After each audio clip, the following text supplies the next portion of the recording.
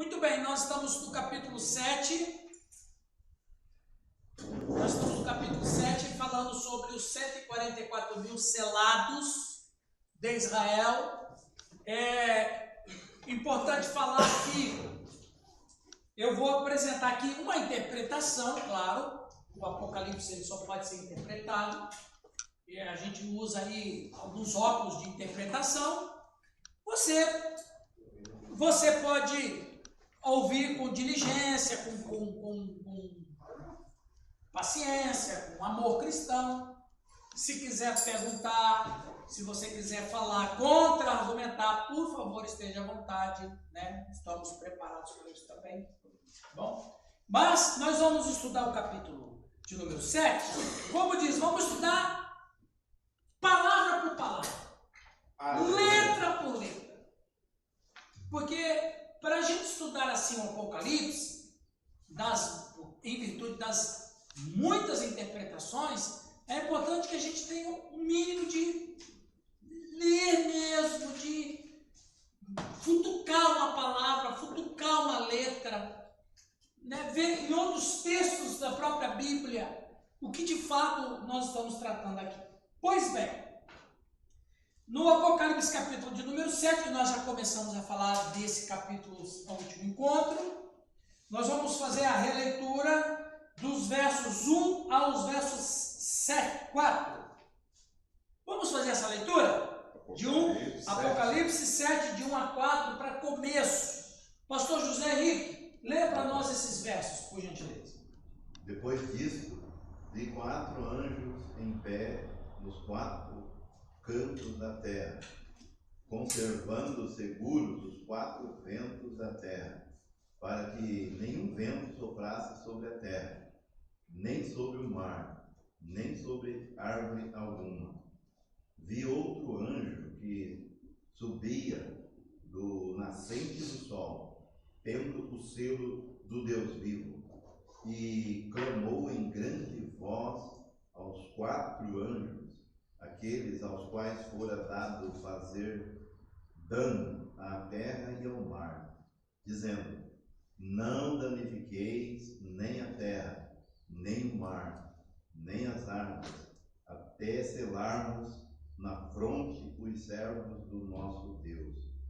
Então ouvi o número dos que foram selados, que eram 144 mil, de todas as tribos dos filhos de Israel. Isso, ok.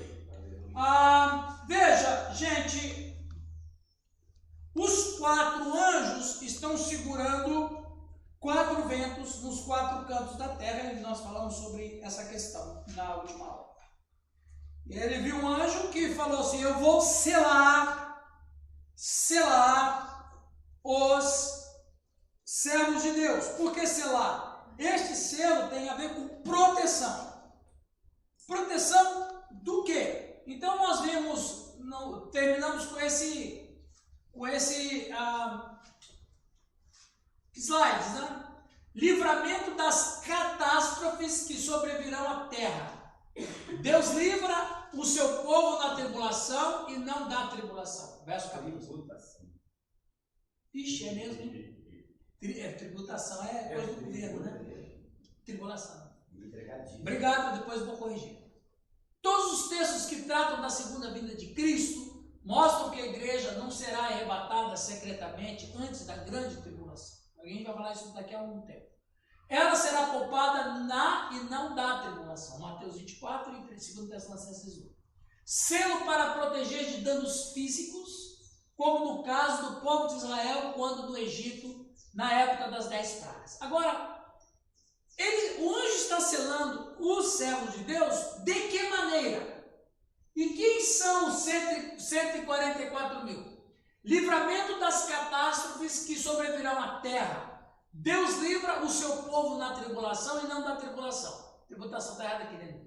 Agora, olha, de 7 pragas que virão sobre a terra, 7 pragas que virão sobre a terra, virão 5 que vão atingir diretamente os homens. Deixa eu fazer um desenho aqui.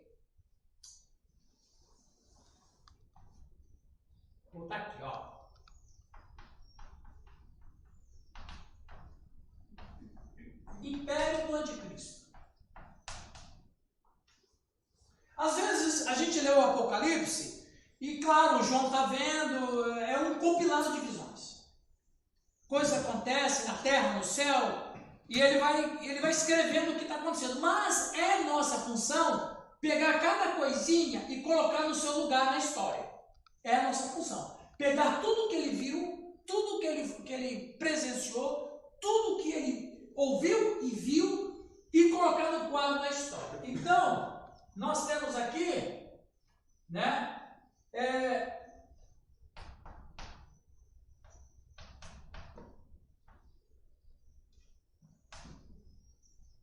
Entendendo que o império dele será de 7 anos.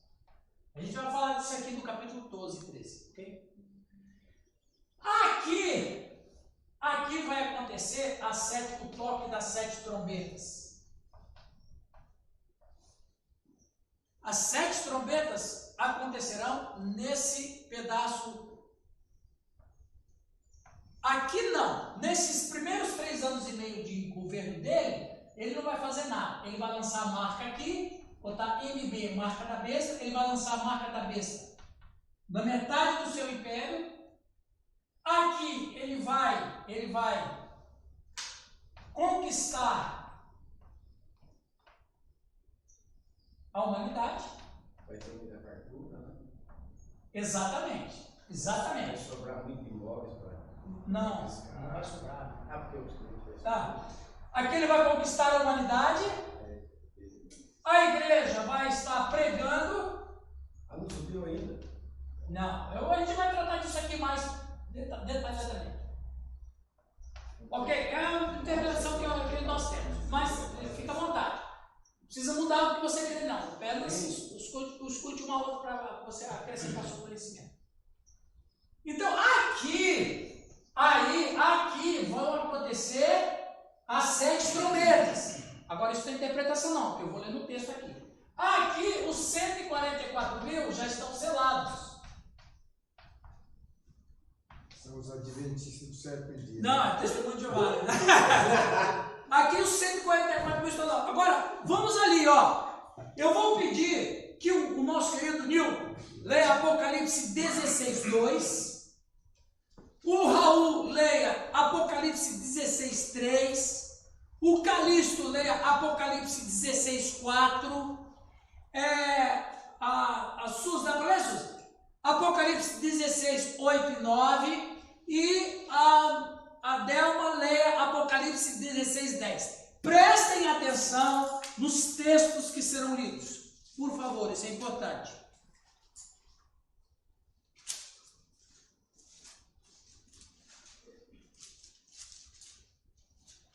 Ok?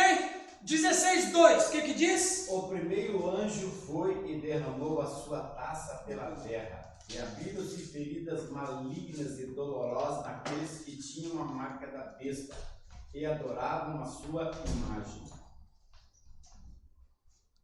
Ok, veja bem. 16, 3. Aí o segundo anjo derramou a sua taça sobre o mar. A água ficou como sangue de uma pessoa morta, e morreram todos os seres vivos do mar. 8 e 9. O quarto anjo derramou a sua taça sobre o sol e foi-lhe dado queimar os homens com fogo. Com efeito, os homens se queimaram com intenso calor e blasfemaram o nome de Deus, que tem autoridade sobre estes flagelos, e nem se arrependeram para lhe darem glória. 10. O quinto anjo derramou a sua taça sobre o trono da besta, e o seu reino se fez tenebroso. E os homens mordiam de dor as suas línguas. E o 11 também, Débora.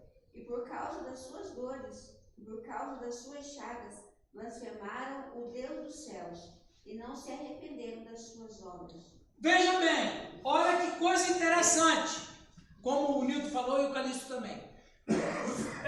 Vocês que a gente que anda junto há muito tempo, vocês já conhecem o meu estilo de exposição bíblica. Calixto, leia o versículo 2.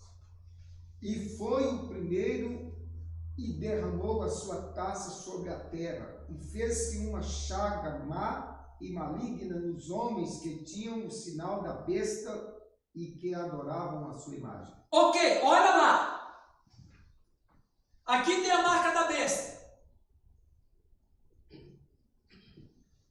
Aqui, eu coloquei trombeta, troquei a taça. As taças são derramadas aqui. Você leu. O que aconteceu? O que aconteceu nessa nessa taça? Úlceras malignas e perniciosas. Sobre quem? Os homens. Quem? Que homens? Que tinha o sinal da besta. Então quer dizer que está acontecendo aqui. Está acontecendo aqui. Mas aí tem um outro detalhe que eu acho, José, interessante, que está no verso 8. Ali a água se torna em sangue, quer dizer, fica difícil a pessoa sobreviver sem água. O rio se transforma em sangue. E o sol, olha lá, no verso 8, vai haver uma aproximação do sol em relação à terra. O sol vai se aproximar da terra. E veja, quando o anjo derrama a taça sobre o sol, e o sol ele se aproxima, por isso que o sol vai queimar os homens. Mas olha lá, o versículo de número 9, o que diz lá no verso de número 9? Leia lá de novo, José, por favor. Com efeito, os homens se queimaram com um intenso calor e blasfemaram o nome de Deus, que tem autoridade sobre esses flagelos, e nem se arrependeram para lhe darem glória. Veja, eles sabiam que era de Deus, mas qual foi a reação deles em relação a Deus? Blasfemaram e não se arrependeram. Por quê? Porque quem viver aqui, lembra que eu falei na última aula, na aula que eu falei que a marca da besta é uma aliança? Tá, a igreja vai estar aqui ainda. Vamos chegar lá. Vamos deixar isso para o capítulo 11. Vamos chegar lá, vamos falar isso. Eu posso até falar que sim, ok? Mas para mim dizer sim, eu preciso explicar. Eu não posso explicar agora, é uma aula para explicar isso. Mas sim, mas eu vou explicar bem certinho. Aqui, olha gente, não é nem questão de interpretação, a leitura está clara. Os flagelos, as taças serão derramadas sobre o império do anticristo, ou as pessoas, os homens, e aí é gênero, não é homem masculino, é homem e mulher. Os homens vão saber que é de Deus, mas eles vão blasfemar. Como que uma pessoa em sã consciência blasfema contra Deus, sabendo que aquela ação é uma ação direta de Deus? Só temos uma resposta: o coração deles está ocupado por outro Deus. Quem são? Quem é que está sentado no coração deles? De acordo com Paulo em 2 Tessalonicenses, o anticristo e Satanás estará sendo adorado por eles. Por isso que Deus se apresenta de uma maneira contundente. Eles não se arrependem porque o coração deles já está com um Deus lá, né? Claro, eles serão adorados como Deus, a Bíblia fala. O Apocalipse capítulo 13, que a gente vai estudar, diz que a terra adorou a besta e o dragão. Adorar é uma ação de submissão a uma divindade. Então veja, aqui vai haver as úlceras, vai haver as águas se tornarão águas completamente, os peixes vão morrer aqui. As águas dos rios, que é a água potável, vai ser difícil, vai ser escassa. O sol se aproxima, vai queimar os homens, e os homens vão blasfemar. Ou seja, o coração deles está tomando. Por quê? Porque quando as pessoas aceitarem a marca da besta, essa marca da besta, como a gente falou na última aula, é um casamento, é uma aliança espiritual. É como se fosse, lembra aqui da grande apostasia? Aqui é o período da apostasia. O que é apostasia? Apostasia não é incredulidade e apostasia não é ateísmo. A apostasia é uma decisão lúcida e consciente de uma pessoa que não quer nada com Deus. abandono. É um abandono da verdade, mas assim, não é um abandono passional. Ele é um abandono racional. Eu sei que não quero mais Deus. Por isso que o Hebreus vai dizer que aqueles que apostataram da fé, é quase impossível renovar os arrependimentos. Por quê? O arrependimento é um processo mental. A pessoa só se arrepende através da lucidez. Então quer dizer, se as pessoas não vão se arrepender, é porque a mente dele já está completamente esmagada por uma outra questão. Que daí o Giovanni está falando, que é o abandono da verdade. Então, eu não quero nada com Deus. Por isso que eles blasfemam contra Deus, e eles sabem que essas ações são ações de Deus, mas eles blasfemam e não se arrependem, porque o coração deles é um coração apóstata. Paulo vai dizer isso em 2 Tessalonicenses, que a parousia não vai acontecer sem que haja 2 sinais: o aparecimento do homem da iniquidade e a apostasia. A apostasia e o surgimento do homem da iniquidade. Ora, o que é apostasia? Por que a apostasia está junto com o homem da iniquidade? Porque vai ter um anticristo que vai roubar do coração do povo o temor a Deus. Por isso que Jesus disse, quando o Filho do Homem voltar, vai achar fé na terra. Por quê? Porque de uma maneira geral a terra estará apóstata. Jesus não... Já está meio assim. Né? Só que, Giovanni... Aí vai ser um nível mais elevado. Não, isso que eu ia falar. Você tem razão até certa altura, mas ainda há temor. Sim. Ainda pessoas se convertem. Se isso aqui acontecesse aqui, haveria muitas conversões. Mas não vai acontecer aqui. Vai acontecer aqui, onde não vai haver mais conversões. Aqui não vai ter mais pregação do Evangelho. Aqui não vai ter mais pregação. A pregação do Evangelho é até aqui. A gente vai estudar isso em capítulo 11. Até porque o Espírito Santo subiu. Né? Agora o Espírito Santo já não atua aqui. A igreja, que aí vamos falar sobre isso aqui, viverá de uma outra sobrenaturalidade. Mas aqui não tem mais conversões. Aqui os homens serão apóstatas. Aí não tem mais o Espírito Santo. Não, aqui não tem mais conversões. A igreja subiu. Vamos chegar lá. Vocês estão preocupados com isso. Calma. Vamos chegar lá. Aqui é tatuagem. Ok, pessoal, irmãos. Acabou o tempo da visitação, cara. Então, o tempo da visitação está acabando mesmo. Aqui está no finalzinho. Ok, podemos continuar aqui? Entenderam bem isso aí? Então, ok. Aí, eu sei que vocês vão ficar com caraminhola na cabeça, mas é para ficar mesmo para vocês pensarem. Se você vai, não estou falando isso para você mudar, você está errado pensando assim, não. Meu objetivo não é esse. Meu objetivo é fazer uma apresentação, cabe a vocês pensar, analisar, eu falo assim, não, eu acho que é do jeito que eu acredito. Não tem problema, eu estou fazendo a minha função, tá ok? Tá ok? Escutem, pesem, vocês fiquem à vontade para qualquer coisa. Mas aqui, que de acordo com o acompanhamento bíblico, a igreja estará presente aqui, porque se a igreja não estiver aqui, não tem razão de ter grande tribulação. Então, a igreja aqui não vai sofrer nada dessas catástrofes, porque 144 mil cancelados.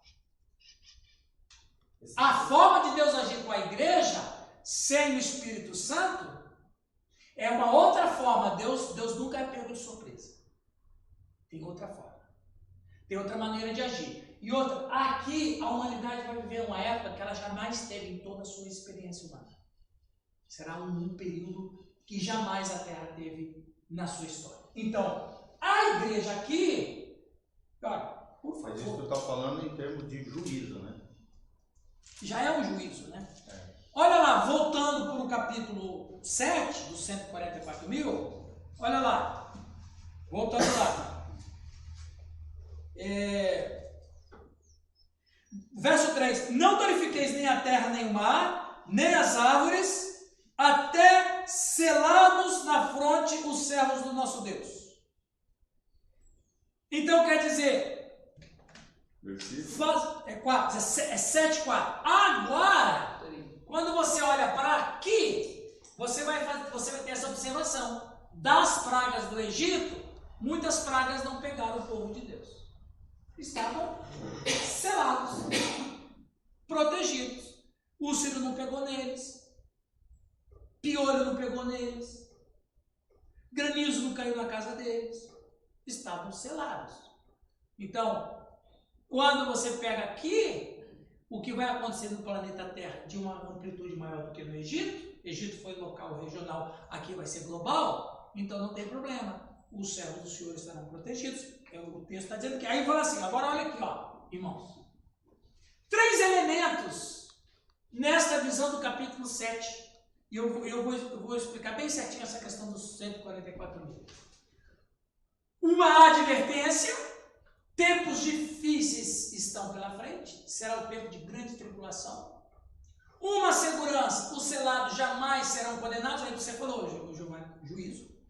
Os selados jamais serão condenados com o mundo, passarão pelas provas vitoriosamente. Por quê? Olha lá, que interessante. Depois eu vejo isso, não vou adiantar nada. Uma recompensa, os que lavaram as suas vestiduras do sangue do Cordeiro desfrutarão da bem-aventurança eterna. Então, esses são 3 elementos nessa visão que o João tem no capítulo 7. Agora, os 144 mil são simbólicos. Senão, quantos bilhões tem de cristãos? Então, são simbólicos e não literais. Vamos às interpretações existentes. Agora, eu quero dar aqui um boom de interpretações. A interpretação dos testemunhos de Jeová. 144 mil é uma espécie de elite da igreja, formada por homens e mulheres que foram ungidos por Deus para serem reis e sacerdotes, no reinado vindouro de Cristo, o qual apenas estes irão morar no céu, enquanto o restante das pessoas que terão parte na igreja, recebendo a vida eterna, viverá nessa terra sob o governo de Cristo. Para eles, esta contagem começou no dia do Pentecoste. Então, na interpretação dos testemunhos de Jeová, só 144 mil vão para o céu. Só os pentecostais. Só a elite. Só Só os top mesmo. Discriminação. Do Newton para cima. Na interpretação, na teologia. O testemunho de Jeová não é pentecostal. Já é um sistema capitalista. Eles são tradicionais. Tradicional. Aí o que acontece? Na interpretação dos testemunhos de Jeová, o que vai acontecer? Vai ter 144 mil no céu, a elite, e os outros estarão na terra. A igreja inferior, que é verdade, na interpretação deles, a igreja inferior estará na terra e a superior, os 144 mil estarão governando no céu. Ok? A interpretação dispensacionalista, que talvez é a linha da maioria aqui. Lê aqui, Giovanni, para nós, por favor. Essa certamente é a posição escatológica predominante entre os cristãos. Para os pré-milenistas dispensacionalistas, Deus tem 2 povos distintos, Israel e a igreja. Ou seja, existe completa distinção nos planos de Deus no tempo e na eternidade para esses 2 povos. Para os pré-milenistas dispensacionalistas, os 144 mil serão israelitas que estarão vivendo no período da grande tribulação e que se converterão após o arrebatamento da igreja. Esses 144 mil serão evangelistas durante esse período e, juntamente com as 2 testemunhas, serão fundamentais para um grande avivamento que converterá muitas pessoas, tanto judeus quanto gentios. Não é isso aí? É isso aqui. A maioria, não é unanimidade, não. É a maioria. A maioria vai nessa interpretação. Deus tem 2 povos, judeu e Israel. Inclusive, eu vejo muitos crentes falando, porque o povo de Israel é o povo de Deus. Não, o povo de Israel é o povo de Deus. Ok, é a interpretação dispensacionalista que faz essa distinção. Os 144 são os judeus que vão estar vivendo no período da grande tribulação, que vão se converter. Aí a igreja é arrebatada aqui, né? A igreja é arrebatada aqui, antes do império do anticristo. A igreja é arrebatada, aí nesse período aqui vai ter toda essa situação acontecendo, né? né? Os 144 mil e tal. E vai ter 2 testemunhas literais, individuais, que vai ter muita conversão. É a interpretação dispensacionalista. A interpretação pré-milenista, histórico e amilenista é dessa forma aqui. Raul, lê para nós, por favor. Para os pré-milenistas históricos e o amilenista Amilenista. Muitos pós-milenistas. Muitos pós-milenistas também compartilham da mesma interpretação. E se o número de 144 mil é simbólico e não deve ser interpretado de forma literal ou como uma estatística. Amilenistas e pós-milenistas, Deus tem apenas um povo, a igreja, formada por judeus e gentios, ou seja, a igreja é o Israel de Deus. Gálatas 6,16, Romanos 9,6,8. Outros estudiosos defendem que os 144 mil representam toda a igreja, do Antigo e do Novo Testamento, formada por judeus e gentios. Na interpretação pré-milenista e amilenista, né, Deus não tem 2 povos. Porque em Cristo tudo se converge nele. Então, quem que é Israel? Aí temos que ir para Romanos, quando Paulo fala que todo Israel será salvo, ele está dizendo quem que é o israelita. Paulo que está dizendo, inspirado por Deus. Paulo vai dizer, o israelita é aquele que é circuncidado com o coração, ou seja, descendente de Abraão. Os que descendem de Abraão são os filhos da fé. Então, a igreja, ela existe, né, pela graça sois salvos, mediante a fé. Abraão é o pai da fé. Ou seja, Israel, quem é Israel de Deus hoje depois de Cristo? É todo aquele que é da fé. Fé em Cristo. Então, a fé em Cristo une gentio, une judeu. Aí você vai ver isso um festival em Paulo, né? Romanos, e principalmente, né? Romanos, Gálatas. Não há mais judeu e nem grego, porque todos são um em Cristo. Então, a interpretação amilenista e pré-milenista histórico vai dizer o quê? Não, Deus não tem 2 povos, judeu e gentio. Deus só tem um povo. Quem? A igreja. Quem é a igreja? É quem converte a Cristo. Quem é que converte a Cristo? O judeu e o gentio. O judeu e o gentio não são mais 2 povos, são um povo só em Cristo. Ok? Agora, é importante a gente estar fazendo todas essas análises para a gente chegar a um denominador comum. Olha lá. Sem querer. A maioria dos pré-tribulacionistas, eles também são pré-milenistas, né? Veja bem, existe um joguinho de palavras, né? O pré-milenista é aquela teologia que crê que antes da volta de Jesus, não é isso aí? Vai ter o arrebatamento e começa 1000 anos literais. E a igreja não passará porque ela foi arrebatada. A igreja foi arrebatada e aí começa o milênio, 1000 anos literais. Cristo vem no final do milênio. Isso, a igreja reina. A igreja reina nesses 1000 anos. Aí vai ter. Enfim. Não, Cristo vem no início do milênio. Então, pois bom, talvez é uma informação. É informação que eu nem gostaria de dar porque ela é muito contraditória. Porque daí Cristo vem uma terceira vez. Mas tudo bem. Então aí essa é a interpretação. Aí o pós-milenista, que é também o amilenista, que Cristo vem no final do milênio e faz tudo uma coisa só: arrebatamento da igreja, o grande julgamento, o julgamento da besta, do falso profeta, dos ímpios, dos adoradores e aí começa o estado eterno. O pré-milenista histórico, ele vai na outra contramão, okay? Que vem o arrebatamento da igreja, começa o milênio, os judeus se convertem ali, eles pregam o evangelho, muita gente se converte. Isso aí, né, Giovanni? Pré-milenista. Ou milenista. Enfim, é por aí.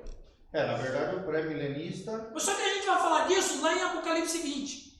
Por isso que eu não quero adiantar. Todo pré-tribulacionista e meso são pré-milenistas.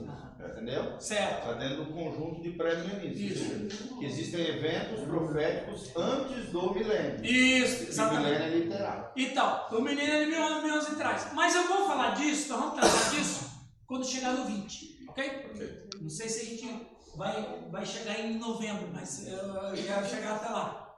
Vamos lá! Esse número é obtido da multiplicação de 12 vezes 12. 144 mil. 144 mil, 12 vezes 12 mil.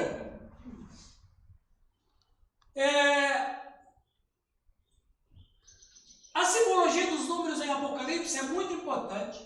E o número 12 sempre aparece associado ao povo de Deus. 12 tribos, 12 apóstolos. Logo, 12 patriarcas representam a igreja do Antigo Testamento. 12 apóstolos, a igreja do Novo Testamento. Ou seja, a igreja do Antigo Testamento forma uma única igreja. Então você tem 12.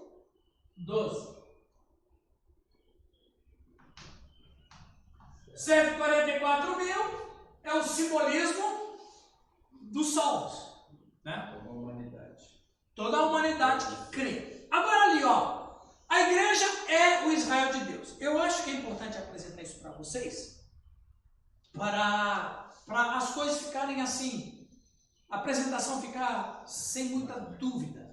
Quem lê para nós ali, por favor? Pode ler, quem quiser ler pode ler. No Novo Testamento considera a igreja o verdadeiro Israel espiritual, conforme Gálatas 6,16, Romanos 9, 6 a 8. Veja. A igreja, o novo, a gente tem que entender o seguinte, pessoal, a gente tem que entender o seguinte, muito importante isso aqui. Cristo é o fim de todo o Antigo Testamento, porque todo o Antigo Testamento é absorvido por Cristo. Desde que a Bíblia diz, todas as coisas convergiam nele, porque o fim da lei. Então, Cristo, ele é a figura proeminente na história da salvação e é a figura proeminente na história secular. Todas as coisas deságua nele, ele é tudo que o Antigo Testamento está falando. Aliás, tem um livrinho aqui na biblioteca, eu já li, sobre onde que Cristo estava no Antigo Testamento. Aí vocês que já estudaram, vocês já viram isso. Jesus estava na arca, ele era a arca, ele era o fio de escarlate da Raabe, não é? Ele era a pedra lá. Ele era a pedra, ele era o Isaac no Monte Moriá, o maná. Então, isso, o maná. Então, quer dizer, Cristo, ele estava presente em todo o Antigo Testamento, é verdade. É verdade. E toda essa figura simbólica do Cristo, Melquisedeque, toda essa figura simbólica do Cristo se encarna no próprio. Então, quem é Cristo? Cristo é todo o Antigo Testamento que se cumpriu. Então, se tudo converge no Cristo, e de fato é isso que a Bíblia fala, então no Cristo, o Novo Testamento, Deus só tem um povo, que é Israel espiritual. O problema é que, por exemplo, pelo amor de Deus, não quero levar mal o que eu vou dizer isso, pelo menos isso é histórico e isso também está nas Escrituras. Jesus falou, quem não me honra, não honra o Pai que o enviou. Jesus vai dizer para um grupo de judeus que eles eram filhos do diabo. Jesus vai dizer na carta, nas igrejas do Apocalipse, lá da Ásia Menor, que tinha uns judeus que era da sinagoga de Satanás. Jesus vai dizer, quem comigo não ajunta, espalha, quem não é por mim, é contra mim. E a gente vê que no século I e século II, o judeu sempre impediu a pregação do Evangelho. Então, eu acho muito difícil nós escolhermos uma etnia de Deus sendo que joga contra Deus. É uma questão de lógica, é contra a lógica. Então, se o Cristo disse que quem não é por ele é contra ele, e os judeus estavam fazendo isso, então a etnia se perde. Agora, só você, mas e as promessas que Deus fez para Abraão? Olha nós aqui. A gente está aqui. O que Deus tem com Israel? Minha opinião, pelo que eu estudei, que o Cristo descendeu de Israel. Então Deus tem.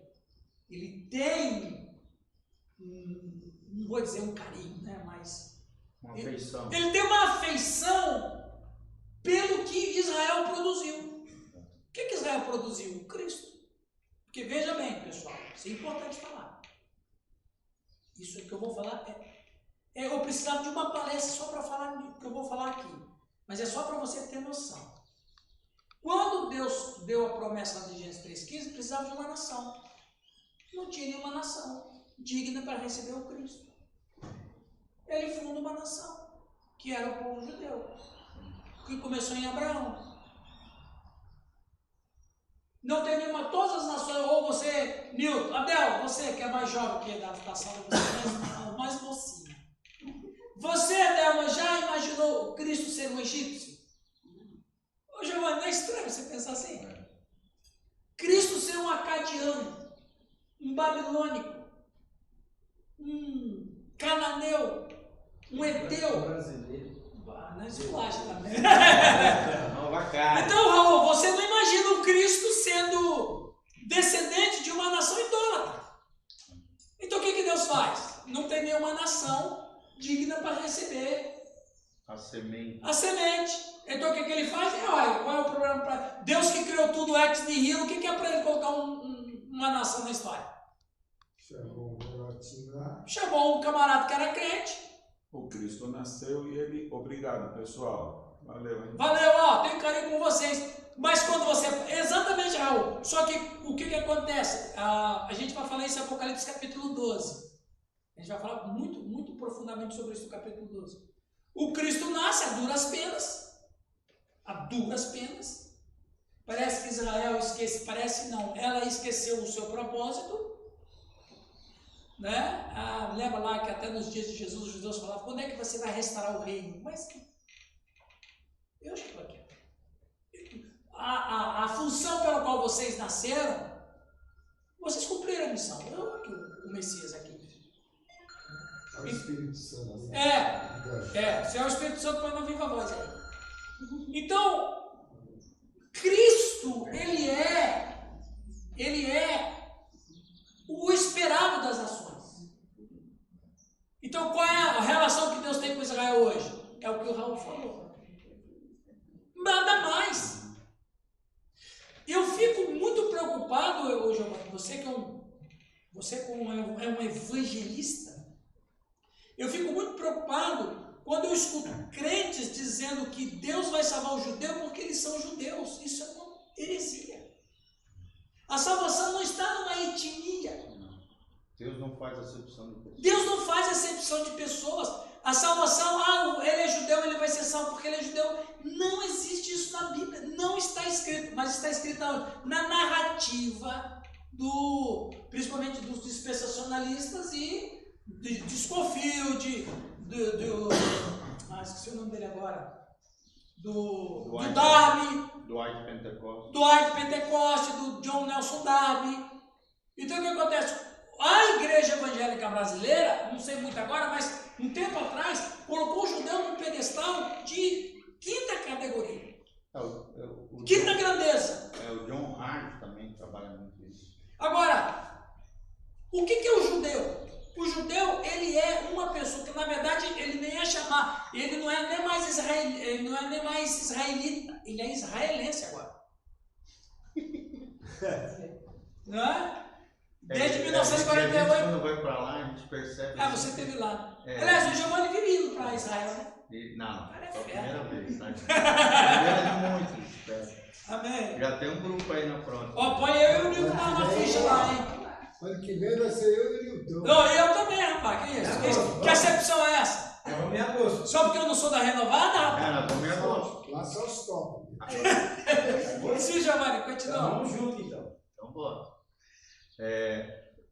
Não, e aí você observa, né, principalmente por parte dos brasileiros e tal, que existe assim uma máquina de fazer dinheiro com relação ao turismo religioso. Né? Aham.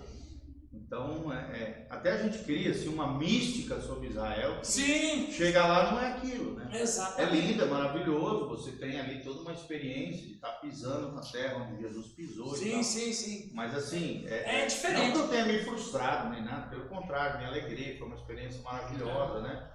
A gente adquire conhecimento cultural e tal, extraordinário, mas assim, não é tudo aquilo que nos pintam, vamos dizer assim, entendeu? E principalmente quando a gente passa ali na Via Cruzes e tal, você vê que são mercenários, comerciantes, são pessoas explorando a fé e a religiosidade das pessoas. Exatamente. Nada muito diferente de muitas igrejas que às vezes a gente E nada muito diferente do transcorrer da história. Tem pastores brasileiros que levam 2.000 pessoas numa caravana para lá. Você tá doido. E a gente sabe que tudo isso envolve muito muito dinheiro, né? Muita grana. Quer dizer, o cara ganha um balaio de grana. Exatamente. Então veja, você pega todo esse contexto que a gente está tratando e você fala assim, mas espera aí, o judeu não é melhor do que o cristão. Ele precisa ser cristão para ser salvo. Isso de acordo com a Escritura. Então, quando a gente separa um povo aqui, outro povo ali, é estranho no Novo Testamento esse sentido. Número 2, quem lê o número 2 ali? Quem é de Cristo é descendente de Abraão. Quem disse isso? Paulo, inspirado por Deus, em Gálatas 3:29. 3. Abraão é o pai de todos os que creem, circuncidados ou não. Romanos 4:11. Se vocês quiserem ler as referências, podemos ler. O verdadeiro judeu não é descendente físico de Abraão, mas o descendente espiritual. Romanos 2:28-29. Vamos ler pelo menos um versículo, né? Esse Romanos aí, 2. Romanos 2, 28-29 diz assim. Porque não é judeu quem o é apenas exteriormente, nem é circuncisão o que é somente na carne. No grego é esperma. Pessoal, interessante.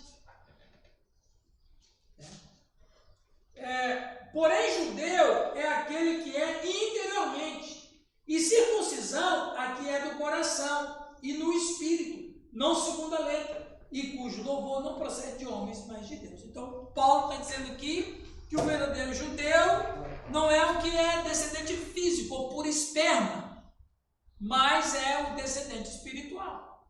Então, eu sou judeu, você é judeu, né? Paulo está dizendo isso. 5. Quem lê para nós? Nós que adoramos a Deus no Espírito e nos gloriamos em Cristo Jesus é que somos a verdadeira circuncisão. Filipenses 3:3. Continua, Calixto. 6. Em Esmirna havia judeus físicos que eram sinagoga de Satanás. Apocalipse 2:9.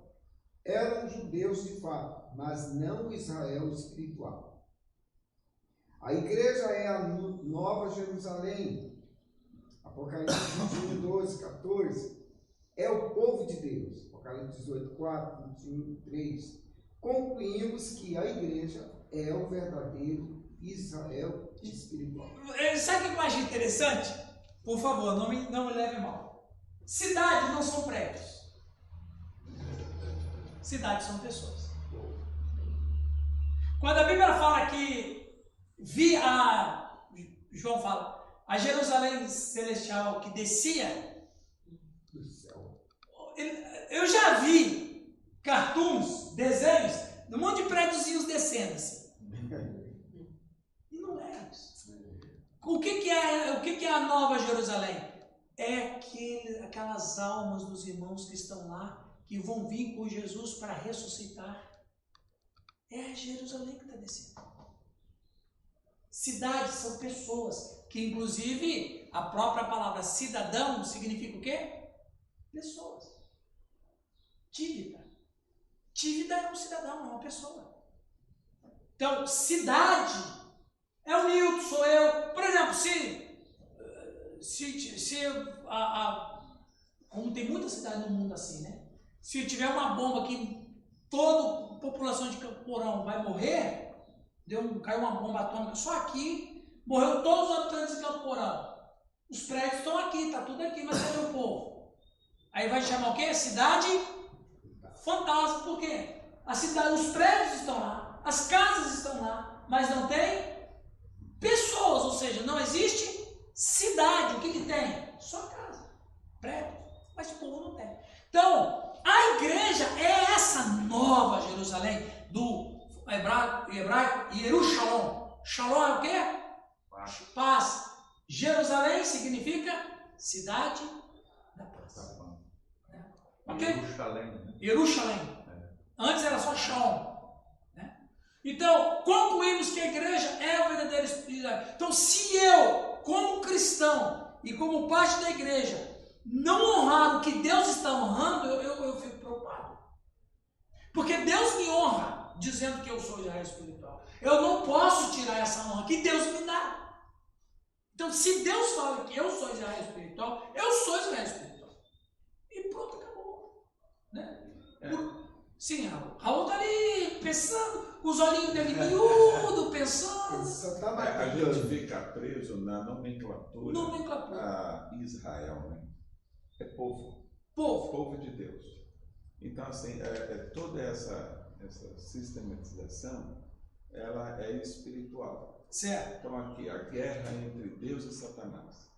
Então, Deus escolheu um povo para que haja o sacrifício do derramamento do sangue do Cordeiro. Exato, que ia salvar toda a humanidade. Exatamente. Isso. É por isso que Jesus diz assim: está tudo consumado. Acabou. O ponto é esse. Então, Deus cria um povo para que venha a criança, tenha o sacrifício. Isso. E do sacrifício a redenção. Exatamente. Perfeito. É do questão espiritual. Nós estamos aqui como formiguinha. Exatamente. Como separando etnias. Como criatura. Mas essa criatura, ela é a imagem e semelhança do Criador. Deus ama a criatura, homem e mulher. Ótimo. Voltando para Apocalipse capítulo 7, né? Que vemos ali o Israel, então os selados, os 144 mil de cada tribo, significa o Israel espiritual. Né? Ou seja, a igreja protegida naqueles dias. Agora, esse versículo 9 aqui, eu acho tão bonito, tão lindo, tão especial. Vamos lê-los. Quem não leu ainda? Quem não leu nada? Todo mundo já leu? Não leu. Quem? Depois dessas coisas, olhei e eis uma grande multidão que ninguém podia contar, de todas as nações, tribos, povos e línguas, que estavam em pé diante do trono e em presença do Cordeiro, trajando compridas vestes brancas e com as palmas nas mãos. 10. E clamavam com grande voz: salvação ao nosso Deus, que está sentado sobre o trono, e ao Cordeiro. E todos os anjos estavam em pé ao redor do trono, e dos anciãos e dos 4 seres viventes, e prostraram-se diante do trono sobre os seus rostos, e adoraram a Deus, dizendo: Amém, Amém, louvor e glória e sabedoria e ações de graças e honra e poder e força ao nosso Deus, pelos séculos dos séculos. Amém. José, 13. Um dos anciãos tomou a palavra, dizendo: estes que se vestem de vestiduras brancas, quem são e de onde vieram? Respondi-lhe: meu Senhor, tu sabes. Ele então me disse: são estes os que vêm da grande tribulação. Lavaram suas vestiduras e as alvejaram no sangue do Cordeiro. Isso. Olha lá. A grande multidão. Quem são esses? Foram martirizados na grande tribulação. É o texto que está dizendo. Por que foram martirizados? Veja, por que foram martirizados na grande tribulação?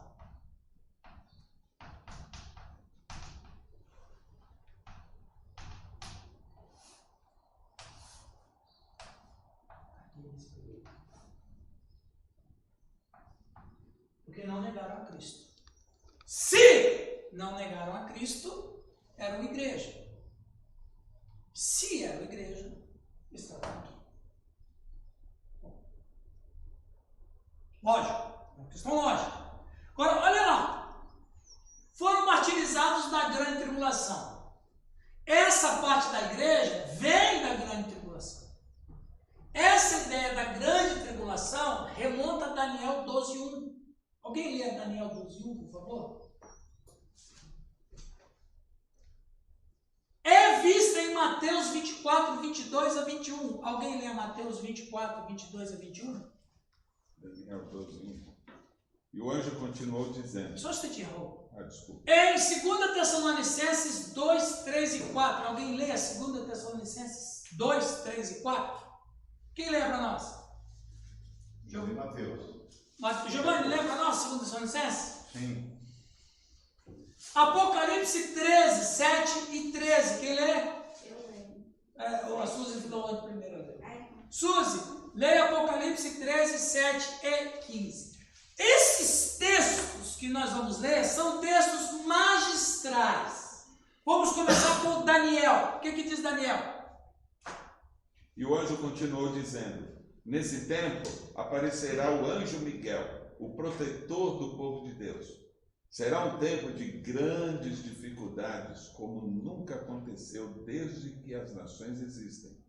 Mas nesse tempo serão salvos todos os povos, todos os do povo de Deus, que tiverem os seus nomes escritos no livro de Deus. Meu Deus, que texto fabuloso.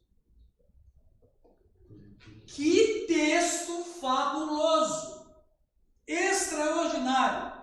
O que o Daniel está falando aqui? Esse Daniel também, bicho, era metido, falava de coisa que não tinha nada a ver com a época dele. Ele está dizendo aqui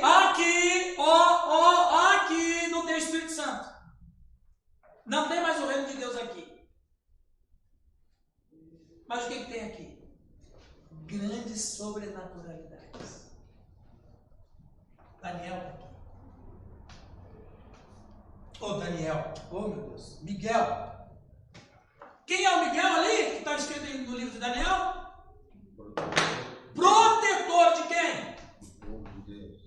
Quem é o povo de Deus? Salvos. Os salvos. A igreja. Esse Miguel seria aquele que... Só tem um, né? Seria aquele que quando Daniel estava... Miguel só tem um, né? Eu- Ele não tem xarafe. Mas isso mesmo, Raul. É aquele lá. Sempre está protegendo. Ele protegia quem no Antigo Testamento? Israel. Quem que ele protege no Novo Testamento? Israel. Israel de novo. Só que espiritual. É uma Vai ficar arrepiado com fé isso. sabe banhada. Exatamente. E não é um anjo, é um arcanjo. É um Uma espécie de general. poderoso. Ele é um poderoso. Eu acho. Agora, eu não li esse livro nenhum. São meus devaneios de estudar essas questões. Ele era o segundo depois de Lúcifer. Lúcifer era o primeiro. É o que deixa entender. É o que deixa. É a dedução. Ele é o FBI. Porque quem foi que falou para Lúcifer? Aqui você não manda. Quem foi que falou para Lúcifer? Miguel. Quem brigou pelo corpo de Moisés? Miguel. Então você pode ver que Lúcifer e Miguel eles estão no mesmo nível. Mesmo naipe. E eu até acho, minha opinião, que Miguel foi sugestionado para estar junto com Lúcifer. Eu acho. Eu penso, não tenho certeza. É isso que eu penso. Provavelmente. Então, quando Lúcifer perde o seu espaço, quem é promovido? Então você observa, Miguel não era protetor do céu porque o céu não tinha maldade. Mas o Miguel era um anjo do mesmo poder que Lúcifer. Só que o Lúcifer tinha sido escolhido de Deus para ser o anjo dos anjos. E depois de Lúcifer, Miguel. Quando houve a rebelião, Miguel chegou e o texto, e é João que revela as coisas para a gente. Miguel e seus anjos, quer dizer, Miguel e seus subordinados, seus comandados. O exército. O exército de Miguel. A partir daquele dia, e aí é minha interpretação, na dedução lógica, a partir daquele dia que Lúcifer foi expulso, porque Miguel interpelou, Deus falou assim, você vai ser o protetor. Agora, o céu, pelo menos aquela parte do céu, agora o céu tem maldade. O céu tem maldade. Se tem maldade, tem que ter um protetor. Você vai ser o protetor. Eu escolho você para ser o protetor do céu e da terra. Pensa. Pensa. Aí o que acontece? Miguel protege Israel. E a luta dele é contra quem? Seus ex-amigos. os anjos caídos. Seus ex-amigos. Ele protege Israel dos ex-amigos. Quando vem Cristo, e quando nasce a igreja, povo de Deus, quem é que continua sendo protetor? Miguel. E quem é que vai estar com a igreja? Eu creio, por causa do texto, principalmente de Daniel, na grande tribulação, Miguel. De uma maneira poderosa. Pelo menos é o que Daniel vai revelar para nós. Ok, meus irmãos? Os pré-tribulacionistas acreditam que Miguel vai ter um papel-chave na proteção de Israel, principalmente quando as nações se congregarem, né, ao redor ali do Vale do Megido contra Israel. E aí a gente vai chegar nisso aí. E aí ele vai interferir juntamente com Cristo, que virá em glória para implantar o reino milenial. A gente vai chegar tudo na batalha do Megido ainda. Ok, mas é isso aí. Vamos lá. Mateus 24, 21 a 22. Quem vai ler? Eu. Porque nesse tempo haverá grande tribulação, como desde o princípio do mundo até agora não tem havido e nem haverá jamais. Não tivessem aqueles dias sido abreviados, ninguém seria salvo. Mas por causa dos escolhidos, tais dias serão abreviados. Agora, veja que interessante, né? O Cristo faz uma revelação, falando dessa grande tribulação tão terrível. Veja, quando a gente pensa assim, isso que eu vou falar não está na sua mente, porque a sua mente está para outra interpretação. Mas se você pensar assim, que a igreja está passando pela grande tribulação, eu vou falar sobre isso outros dias. E o Espírito Santo e o reino de Deus foi tirado. Porque o Apocalipse 12 fala isso. Os anjos estão protegendo o povo de Deus, a Israel aqui. Se Deus não abrevia, isso aqui não ia resistir, porque eles não têm o Espírito Santo. Por isso que é abreviar. Minha interpretação. 2 Tessalonicenses 2, 3 e 4, o que diz? Ninguém de maneira alguma vos engane, porque não será assim sem que antes venha a apostasia, e se manifeste o homem do pecado, filho da perdição, o qual se opõe e se levanta contra tudo que se chama Deus ou se adora, de sorte que se assentará como Deus no templo de Deus, querendo parecer Deus. Ok, então, aí está dizendo que ele vai ser contra o quê, irmão? Tudo que se chama Deus. Tudo que se chama Deus. Olha lá, Apocalipse 13, 7 e 15. Foi-lhe dado também que pelejasse contra os santos e os vencesse. Deu-se-lhe ainda autoridade sobre cada tribo, povo, língua e nação.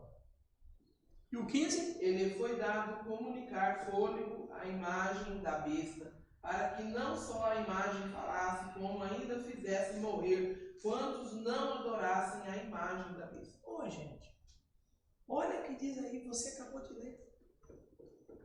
Foi dado que fizesse o que contra os santos? Prevalecesse contra os santos. A palavra santos é uma palavra usada para a igreja. e os vencesse. Lógico, venceu na questão não da fé, mas na questão da perseguição e morte. Okay? E no... Supremacia bélica. Né? Exato. Ops, não terminou aqui. Vamos ali, vamos terminar aqui. A grande tribulação, tá? Os crentes em todos os lugares, em todas as épocas, enfrentaram a tribulação. A grande tribulação é caracterizada com o período da grande apostasia. Claro, se eu... Gente, preste atenção. Nós estamos vivendo no Brasil hoje a cultura do ódio. Sim. Vocês viram o que aconteceu sábado em Londrina? Com um deputado que estava fazendo a sua campanha protegida pela Constituição. Todo candidato faz isso, distribui seus santinhos, tarará, tarará. Aí veio pessoas do partido contrário, meteram a pancada na turma dele. Ali foi o bolsonarista que bateu. Os caras são... Então veja, o que acontece? O que a gente viu nisso? O ódio. Há ódio. Pessoas estão fazendo política com o fígado. Então veja. E a igreja não pode entrar nessa pia. Não. Aí o que a gente não pode? A gente deve entrar nessa briga orando e orientando. Mas olha ali, na grande apostasia, o coração dos homens estarão tomados de ódio. De uma escala muito maior.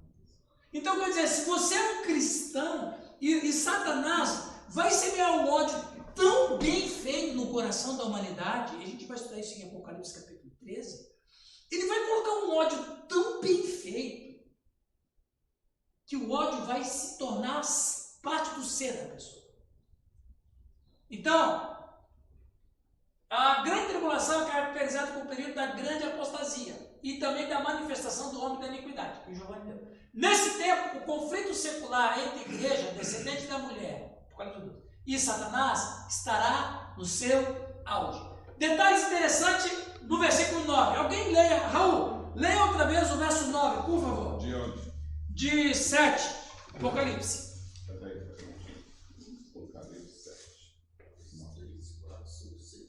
Masterchef. Depois disso, olhei e vi uma multidão tão grande que ninguém podia contar. Eram de todas as nações, tribos, raças e línguas. Estavam de pé diante do trono e do Cordeiro, vestidos de roupas brancas, e tinham folhas de palmeira nas mãos. Veja bem, detalhes interessantes. Depois dessas coisas vi, e eis grande multidão, que ninguém podia numerar, de Todas as nações, tribos, povos, línguas. Dois detalhes que eu ressalto desse texto. Primeiro, em algum tempo a igreja vai cumprir cabalmente a ordem de fazer missões, pois estes salvos são de todos os lugares da terra. Eu penso, interpreto, Irangóis, que o auge das missões é aqui.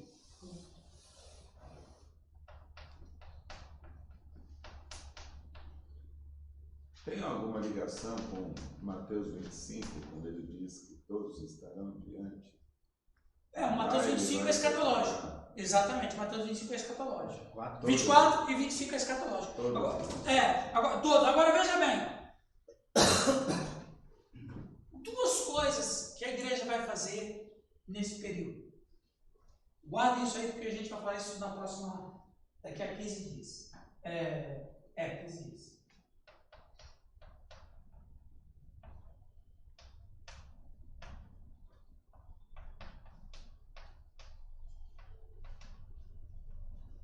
Duas coisas que a igreja vai fazer nesse período: evangelizando e denunciando. Denunciando quem? O Newton falou, bem falado. Quando ele assumir aqui,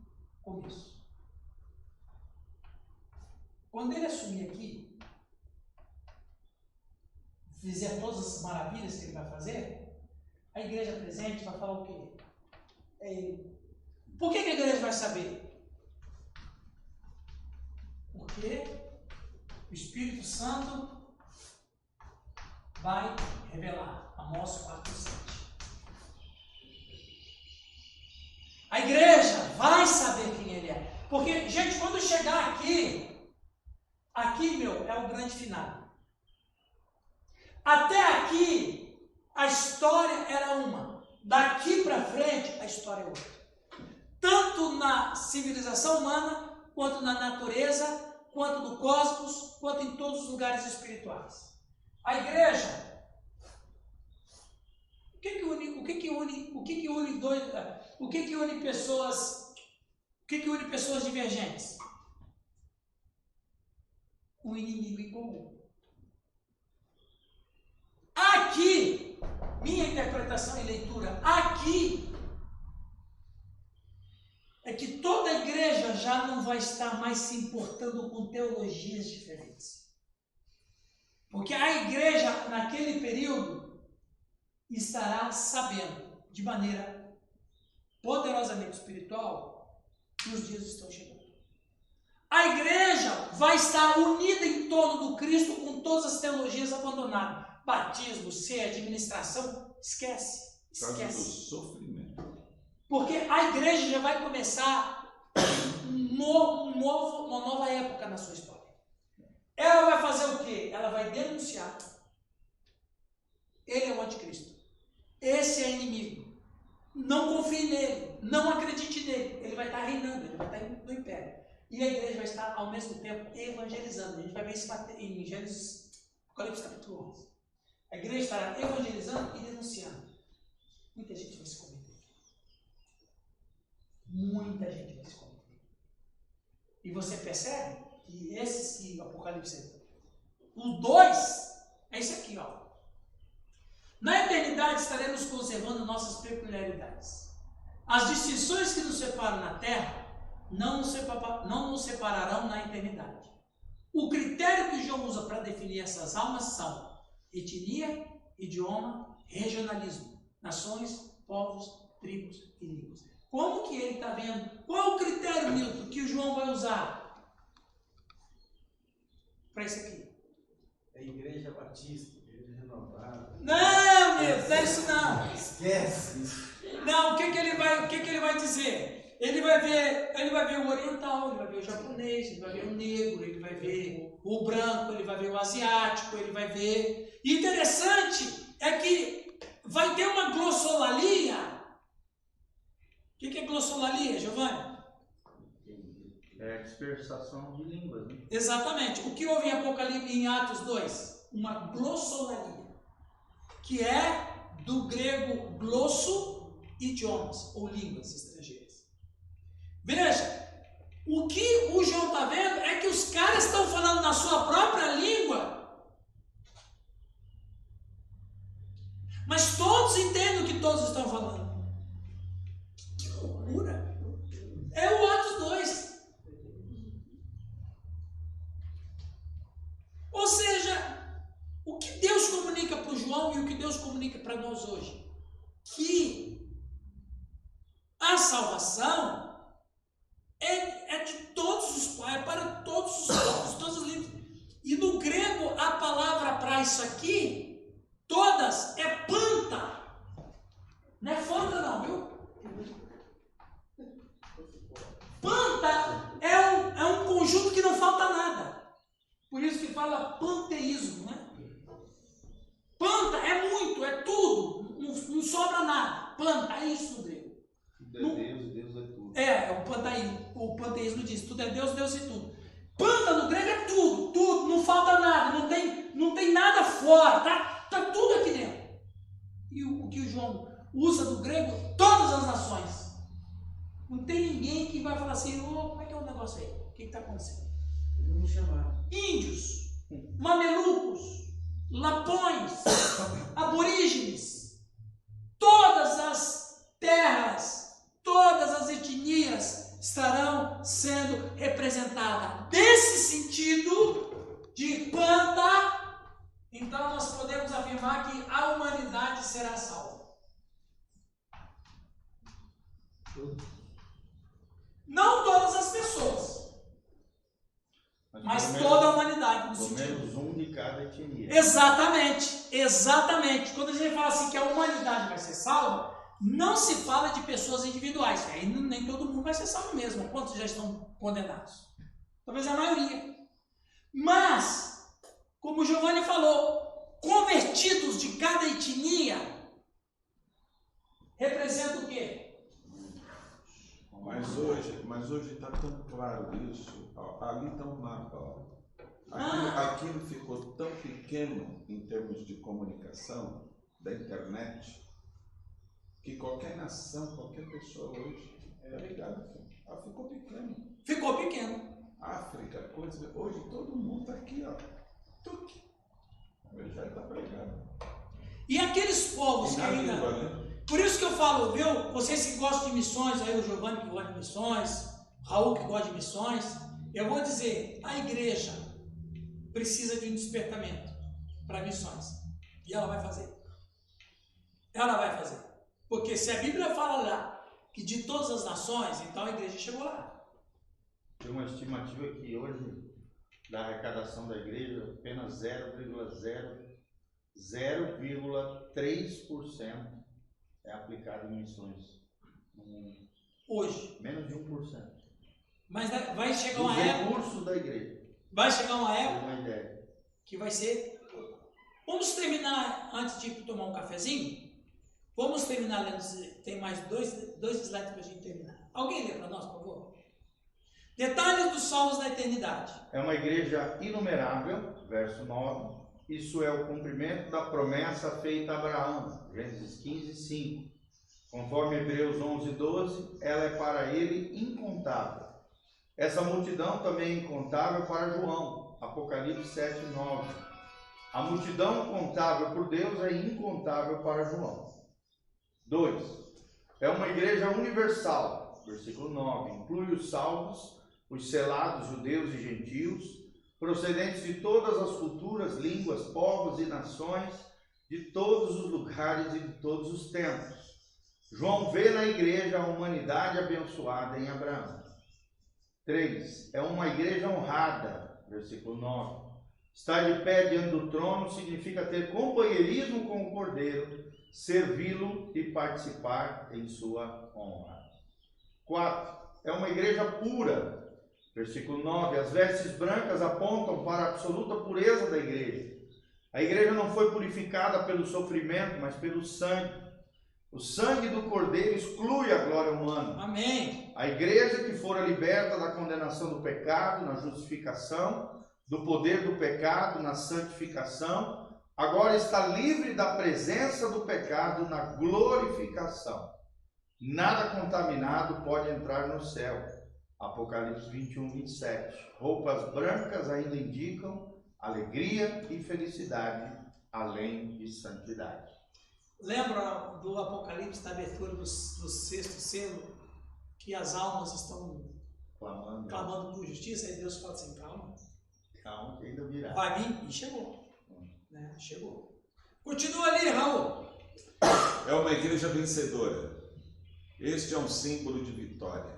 A igreja selada por Deus, protegida por Ele, venceu e chegou ao lar, e a sua pátria ao céu. A igreja é vitoriosa a partir da roupa, das palmas e dos gritos. É uma igreja que tributa a Deus a sua salvação. Depois do símbolo de vitória, segue-se o grito. O símbolo de vitória, segue-se o grito de vitória. A salvação não é mérita, nem fruto das obras, nem do que a igreja faz. A salvação é de Deus, vem de Deus e só Ele merece a glória. Amém? Vamos tomar um cafezinho.